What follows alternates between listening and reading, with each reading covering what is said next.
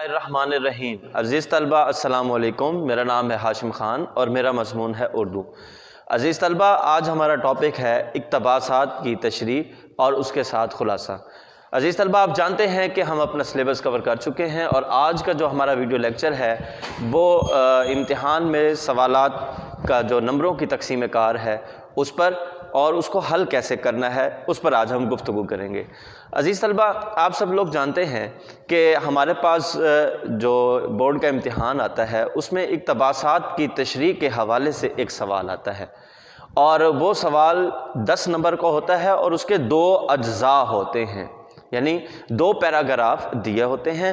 آپ نے ان دونوں پیراگراف کی تشریح خط کشیدہ الفاظ کے معنی اور ان کے ساتھ حوالہ متن دیتے ہوئے کرنی ہوتی ہے۔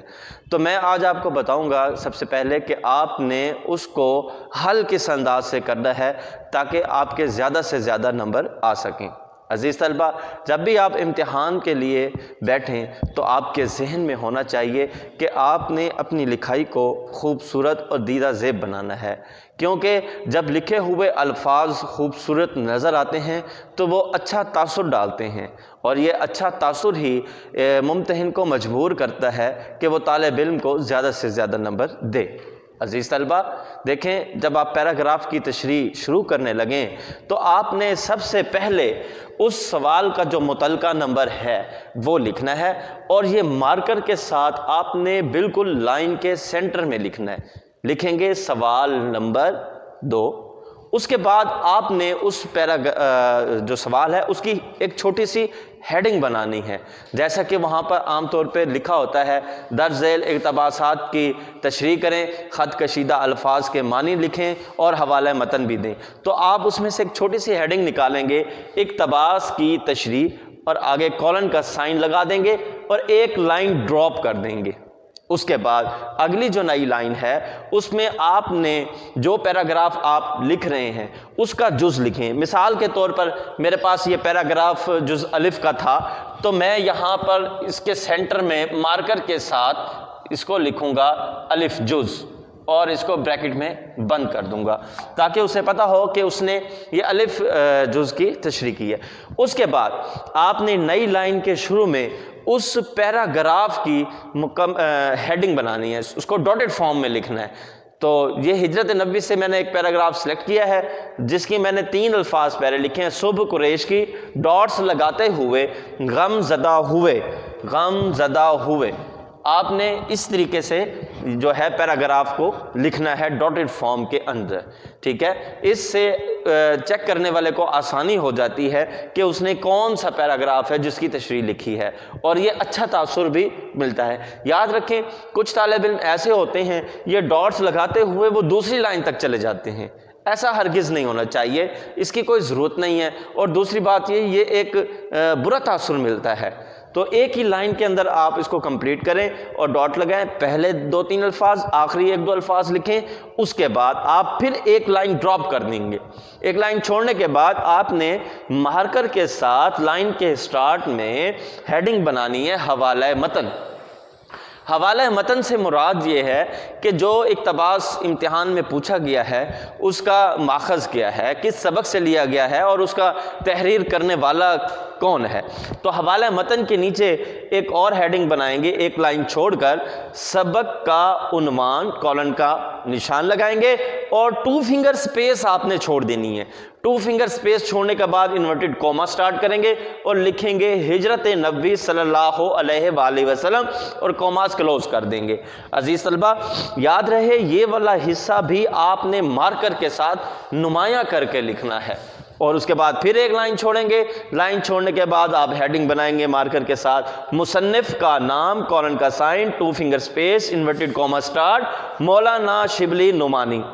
عزیز طلبہ، اس کو بھی آپ انورٹڈ کوماس میں کلوز کر دیں گے اور یاد رہے سبق کا نام ہمیشہ مکمل لکھنا ہے، ادھورا نہیں لکھنا، اور مصنف کا نام بھی مکمل لکھنا ہے، ادھورا نہیں لکھنا۔ عزیز طلبہ، اس کے ساتھ آپ کو یہ بھی یاد رہے کہ یہ جو حوالہ متن والا حصہ ہوتا ہے یعنی سبق کا عنوان اور مصنف کا نام، اس کے بورڈ میں باقاعدہ نمبر ہوتے ہیں۔ اگر یہ پیراگراف انہوں نے 5 نمبر کا دیا ہوا ہے ایک پیراگراف کی تشریح کے جو نمبر ہیں وہ 5 ہیں، تو اس کی تقسیم اس طرح ہوگی کہ سبق حوالہ متن والا حصہ جس میں سبق کا عنوان اور مصنف کا نام شامل ہے آدھے نمبر کا اور آدھے نمبر کا، یوں حوالہ متن کا کل نمبر 1 ہوتا ہے۔ تو 5 میں سے 1 نمبر اگر آپ صاف ستھرا اور اچھا کر کے لکھتے ہیں بہت آسانی سے حاصل کیے جاتے ہیں۔ عزیز طلبہ، اس حصے کو انتہائی دھیان اور خیال سے کیجئے، اس میں کسی قسم کی کوئی غلطی نہیں آنی چاہیے تاکہ یہاں سے کسی قسم کا کوئی نمبر نہ کٹ سکے۔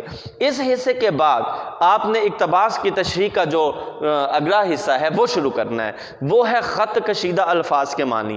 عزیز طلبہ، آپ پیراگراف کو بغور پڑھیں اور دیکھیں کون سے ایسے الفاظ ہیں جن کے اوپر پیپر بنانے والے نے لائن لگائی ہوئی ہے، ان کو کہتے ہیں خط کشیدہ۔ صرف انہی الفاظ کے معنی آپ نے تحریر کرنے ہیں، ان سے ہٹ کر آپ ہرگز ایسا نہیں کریں گے۔ تو وہ خط کشیدہ الفاظ کے لیے لکھنے کے لیے آپ سب سے پہلے ہیڈنگ بنائیں گے خط کشیدہ الفاظ کے معنی، کولن کا نشان، یہ آپ نے بنانی ہے مارکر کے ساتھ۔ اس کے بعد آپ نے ایک کالم بنا لینا ہے الفاظ معنی، سینٹرل لائن سٹریٹ لگانی ہے اور نمبرنگ لازمی کرنی ہے، کیونکہ 4 الفاظ کے معنی پوچھے گئے ہوتے ہیں، اس لیے نمبرنگ کرنے سے یہ فائدہ ہوتا ہے کہ ممتحن کو چیک کرتے ہوئے یہ یاد رہتا ہے کہ امتحان دینے والے نے 4 الفاظ کے معنی باقاعدہ لکھے ہیں، ٹھیک ہے؟ تو اس طریقے سے اسے بھولتا نہیں، یاد رہتا ہے اور نمبر کٹنے کا چانس ختم ہو جاتا ہے۔ نمبرنگ کریں گے، الفاظ والا کالم آپ نے مارکر کے ساتھ فل کرنا ہے، یاد رہے ایک ایک لائن آپ چھوڑتے جائیں، ڈراپ کرتے جائیں، ٹھیک ہے؟ اس سے یہ ہوگا الفاظ کھلے کھلے صاف ستھرے لکھے ہوئے نظر آئیں گے، چیک کرنے میں انتہائی آسانی ہوگی، ٹھیک؟ اس کے بعد سینٹر لائن مارکر سے لگی ہوگی، پھر آپ نے ان الفاظ کے معنی لکھنے ہیں، جیسے کہ میں نے یہاں مثال کے طور پہ لکھا حرم، کعبہ، محبوس، قید، دہانہ، منہ، غمزدہ، دکھی، ٹھیک؟ یہ اس انداز سے آپ نے امتحان میں حل کرنا ہے۔ اس کے حل کرنے کے آپ کو نمبر ملتے ہیں 2۔ اس کی مارکس ڈویژن یوں ہے، ہر الفاظ کے معنی پر آپ کو آدھا نمبر دیا جائے گا، ہر الفاظ کے معنی پر آپ کو آدھا نمبر دیا جائے گا۔ چونکہ 4 ہوتے ہیں تو یہ والا خط کشیدہ الفاظ کا جو حصہ ہے اس کے آپ کو 2 نمبر دیے جاتے ہیں۔ اس کے بعد ہمارے پاس آ جاتا ہے اس سوال میں اقتباس کی تشریح۔ تو اقتباس کی تشریح کا جو حصہ ہے اس کے 2 نمبر دیے جاتے ہیں، یوں 2 اور 1 نمبر آپ کو حوالہ متن سے، تو ایک حصے سے آپ 5 نمبر جو ہے آسانی سے حاصل کر سکتے ہیں۔ عزیز طلبہ، اسی طریقے سے آپ ایک پیراگراف کریں گے، بالکل اسی پیٹرن پر، اسی نقشے کے مطابق آپ اس کا جز بے بھی کریں گے، یوں 5 نمبر کے 2 پیراگراف کرنے پر آپ 10 نمبر کا سوال جو ہے حل کر سکیں گے۔ عزیز طلبہ، امید کرتا ہوں آپ کو یہ حصہ سمجھ آ گیا ہوگا۔ اس کے علاوہ جو ہمارے پاس امتحان میں سوال آتا ہے وہ ہے خلاصہ اسباق۔ عزیز طلبہ، سبق کا خلاصہ کم از کم 1.5 صفحے تک آپ لازمی لکھیں، ٹھیک ہے؟ تو جو سبق کا خلاصہ ہے اس کے نمبر 5 ہوتے ہیں، اس کی بھی آپ نے ایسے ہی ہیڈنگ بنانی ہے۔ آپ سب سے پہلے لکھیں سوال نمبر، پیج کے سینٹر میں جیسے اس سوال کا میں نے لکھا سوال نمبر، متعلقہ سوال نمبر لکھیں۔ اس کے بعد آپ نے ہیڈنگ بنانی ہے کہ سبق کا خلاصہ تحریر کریں۔ ہیڈنگ بنانے کے بعد آپ نے پیج کے سینٹر میں، مثال کے طور پر اگر ہجرت نبوی پر آپ نے لکھنا ہے خلاصہ، تو آپ پیج کے سینٹر میں لکھیں گے انورٹڈ کوماس کے اندر ہجرت نبوی صلی اللہ علیہ وآلہ وسلم۔ اس کے بعد آپ 1 لائن ڈراپ کریں گے اور لائن کے سٹارٹ میں آپ لکھیں گے مصنف، کولن کا سائن لگائیں گے اور انورٹڈ کوماس میں لکھیں گے مولانا شبلی نعمانی۔ عزیز طلبہ، یاد رہے یہ سوال بھی آپ نے خوش خط تحریر کرنا ہے اور اس کا جو لینتھ ہے وہ کم از کم 1.5 صفحے تک ہونی چاہیے۔ عزیز طلبہ، امید کرتا ہوں کہ آپ کو پیراگراف کے حوالے سے اور خلاصے کے حوالے سے نمبروں کی تقسیم کار اور اس کے حل کرنے کا طریقہ سمجھ آ گیا ہوگا۔ عزیز طلبہ، ہوم ورک میں آپ نے یہ دیے گئے اسباق کے جو خلاصہ جات ہیں ان کو یاد کرنا ہے۔ یاد ہے ہجرت نبوی، کاہلی، آرام و سکون اور امتحان، یہ 4 اسباق ہیں جن کو آپ اچھے طریقے سے یاد کریں گے اور ان کی ریٹن پریکٹس کریں گے۔ ریٹن پریکٹس کرنے کے بعد آپ اپنے اس کے نوٹس کے ساتھ میچ کر سکتے ہیں۔ اگر کوئی غلطی ہے تو تو آپ اپنی غلطی بھی خود ہی نکال سکتے ہیں۔ امید کرتا ہوں آج کا لیکچر آپ کو سمجھ آ گیا ہوگا۔ اگر آپ کو اس میں کوئی پرابلم ہو یا کوئی مسئلہ ہو یا کسی سوال کے نمبر آپ کو سمجھ نہ آ سکے ہوں تو آپ مجھے ویڈیو کال کر سکتے ہیں، واٹس ایپ کر سکتے ہیں، انشاءاللہ آپ کی رہنمائی کی جائے گی۔ والسلام۔